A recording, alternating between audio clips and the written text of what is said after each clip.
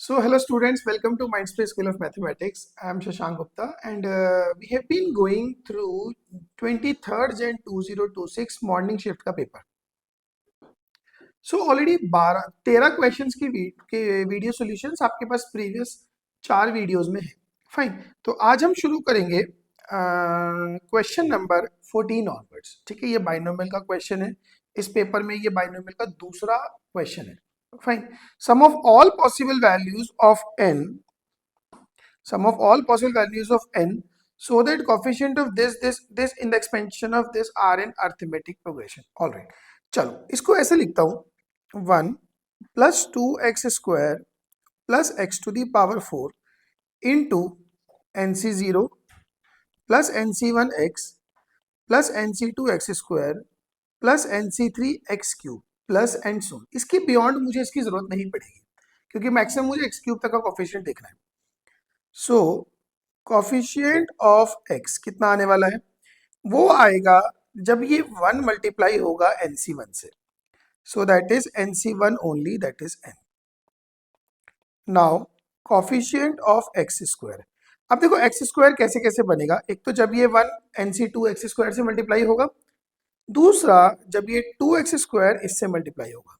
So that is nc2 plus 2, that is twice plus n into n minus 1 upon 2.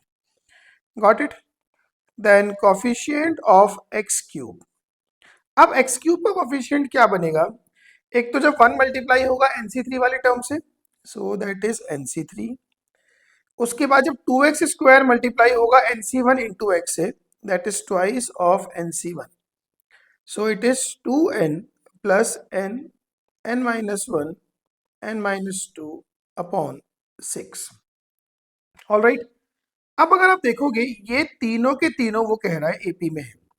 That means n plus 2n plus n minus 1, n minus 2 upon 6 is equals to twice of the middle term, that is 4 plus n into n minus 1. 4 plus n into n minus 1. ये हमें इसमें calculation को handle करना है. Correct है. Now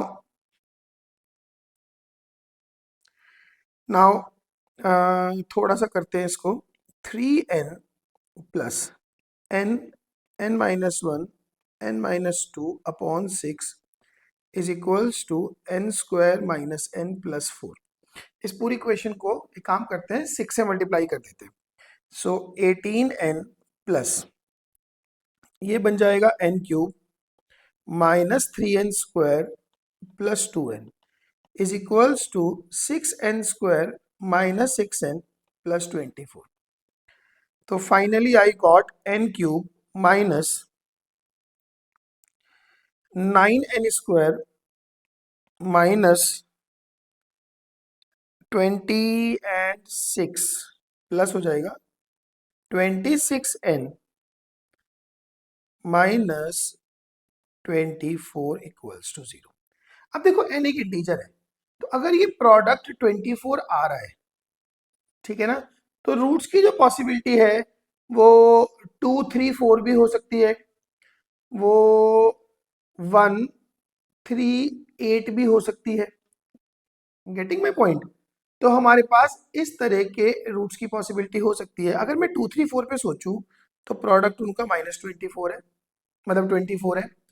उनका जो सम है वो 9 है और पेयर वाइज उनका जो सम है 2, 3, 4. तो 12, 12 and 6 18, 18 and 8 26. बस ठीक है. तो n की वैल्यूज आ गई 2 and 3 and 4.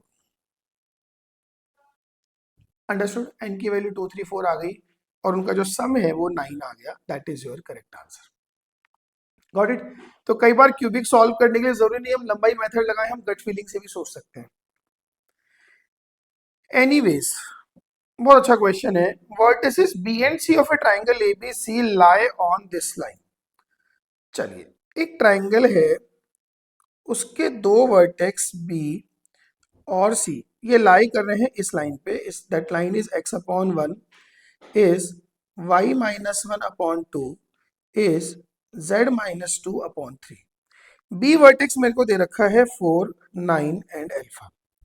अच्छा, एंड वर्टेक्स ए अपने को और दिया है ए, दैट इज 1 6 3, और इस तरह से हमारा ट्राइंगल कंप्लीट हो गया। Got it. डेफिनेटली मैं अल्फा की वैल्यू निकाल सकता हूं। कैसे? 4/1 इज 8/2 इज अल्फा -2/3। इसको अगर मैं सिंप्लीफाई करूंगा तो अल्फा की वैल्यू आ जाएगी 4 3 12 एंड 2 14। तो ये वाला जो पॉइंट है ये पॉइंट बन गया 4 9 14। करेक्ट। ऑलरेडी उन्होंने मुझे length of BC, C is the distance of 10 unit from B, मुझे बीसी का लेंथ भी दिया हुआ है 10। अब आपको अगर ए से बीसी पे लेंथ ऑफ ऑल्टीट्यूड मिल जाए तो आपका काम सारा सॉर्टेड है। M I correct?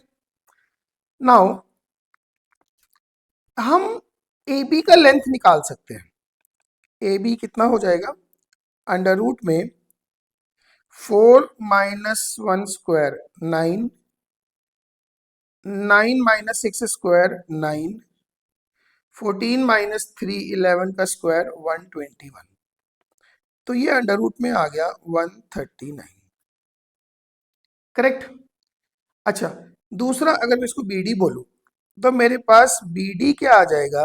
B D is projection of A B on i cap plus 2j cap plus 3k cap.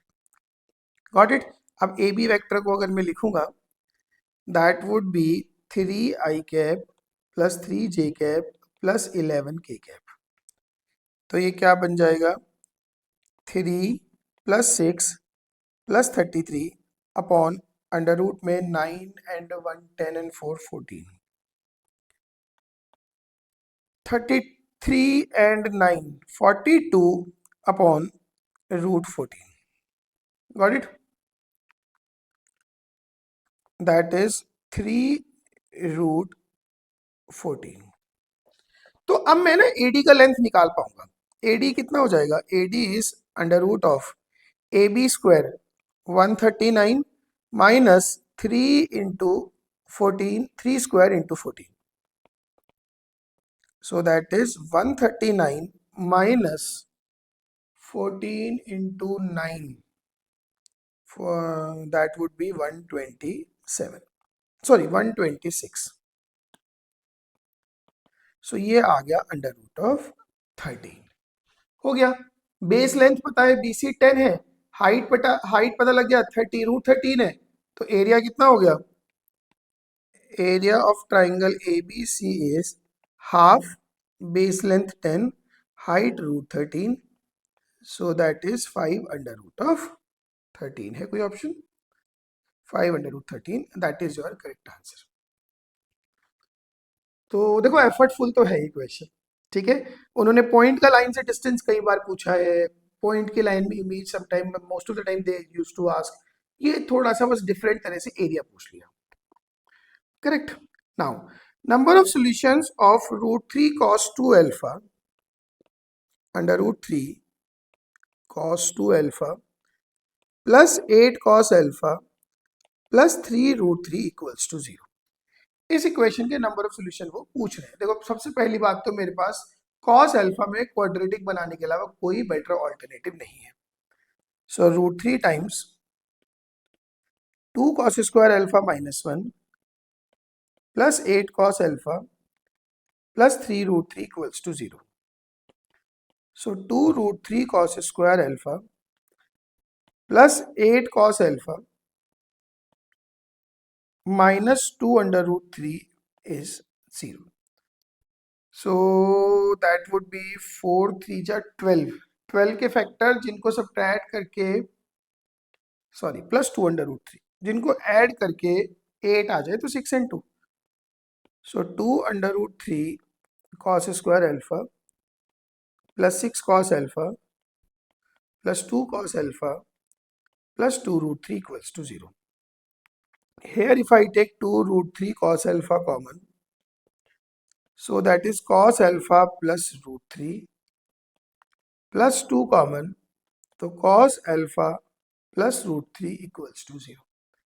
तो यहाँ से क्या आया, 2√3 cos alpha plus 2 and cos alpha plus √3 equals to 0। अब देखो ये क्वांटिटी तो कभी जीरो नहीं हुई, cos अल्फा की मैक्सिमम वैल्यू भी 1 और मिनिमम -1 होती है। तो इसका मतलब cos अल्फा कितना है, cos alpha is -1/√3। Now in the interval -3 पाई से लेके 2 पाई तक, नाउ -3 पाई, देखो पाई, 2 पाई, -पाई, -2 पाई एंड -3 पाई। ठीक है, तो कॉस का जो ग्राफ होता है वो ऐसा होगा,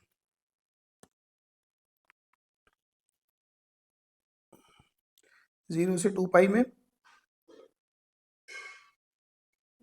उससे पीछे में ऐसे और उससे पीछे ऐसे।